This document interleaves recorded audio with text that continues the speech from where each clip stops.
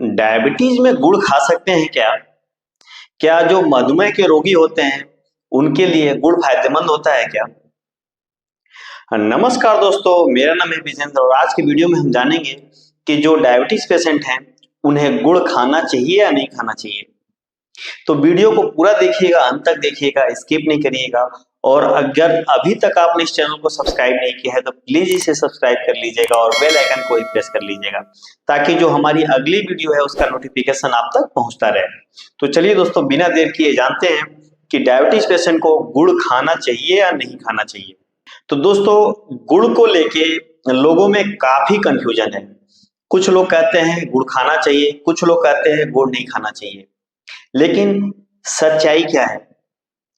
कुछ लोग तो यहाँ तक दावा करते हैं, वो क्या करते हैं कि जो राजू दीक्षित जी हैं उनका वीडियो क्लिप दिखाते हैं और कहते हैं कि देखिए, राजू दीक्षित जी ने भी कहा है कि शुगर में गुड़ खाया जा सकता है। लेकिन पूरी सच्चाई क्या है ये बहुत कम लोगों को पता है। तो दोस्तों, आज हम जानेंगे कि डायबिटीज पेशेंट को गुड़ खाना चाहिए या नहीं खाना चाहिए।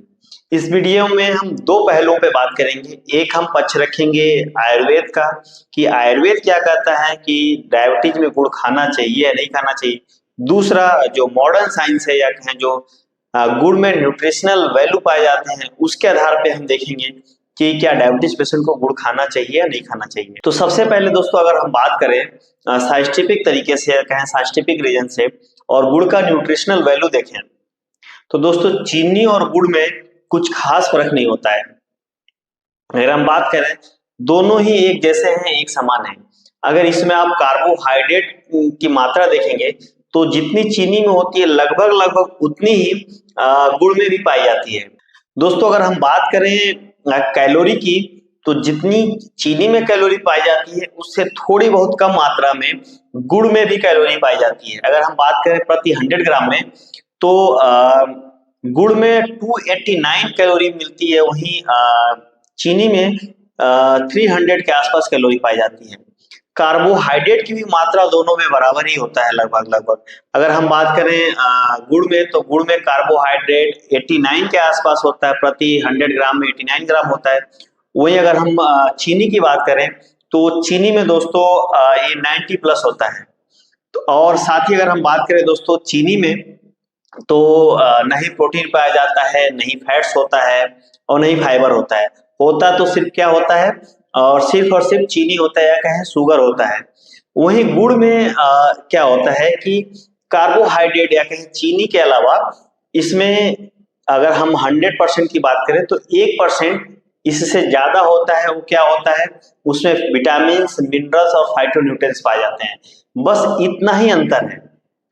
तो चीनी की अगर हम ग्लाइसेमिक इंडेक्स की बात करें और गुड़ के ग्लाइसेमिक इंडेक्स की बात करें दोस्तों, तो गुड़ का जो ग्लाइसेमिक इंडेक्स है वो चीनी से ज्यादा है। गुड़ का जो ग्लाइसेमिक इंडेक्स होता है दोस्तों 84.4 के आसपास होता है या कहें 85 के आसपास होता है। तो कार्बोहाइड्रेट की अगर हम मात्रा को देखें तो जितना नुकसान है या कहें जितनी तेजी से आपके ब्लड में शुगर का स्तर चीनी बढ़ाता है उतनी ही स्पीड से गुड़ भी बढ़ाता है। लेकिन बहुत सारे लोग आपको ये सजेस्ट करते हैं और बताते हैं कि जो गुड़ है वो आप खा सकते हैं, चीनी नहीं खा सकते हैं। लेकिन अभी आपने देखा, अगर न्यूट्रिशनल वैल्यू की हम बात करें चीनी की और गुड़ की, तो उस हिसाब से आपको नहीं खाना चाहिए। अब बात कर लेते हैं दोस्तों, आयुर्वेद क्या कहता है कि आयुर्वेद के हिसाब से गुड़ खाना चाहिए डायबिटीज में या नहीं खाना चाहिए। तो दोस्तों, आयुर्वेद का मेरे हाथ में बहुत ही फेमस बुक है अष्टांग हृदयम।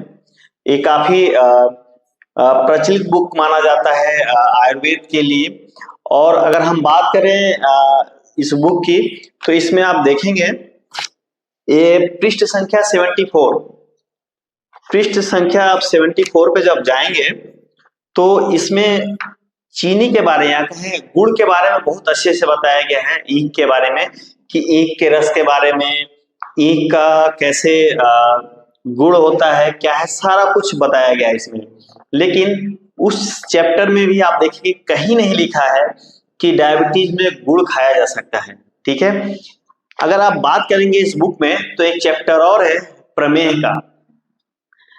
ये पृष्ठ संख्या पे आप आएंगे लगभग है 494 495, 494 से लेकर 497 पे आपको प्रमेय के बारे में बताया गया है। आयुर्वेद के हिसाब से 20 प्रकार के प्रमेय होते हैं, जिसमें एक मधुमेह भी आता है।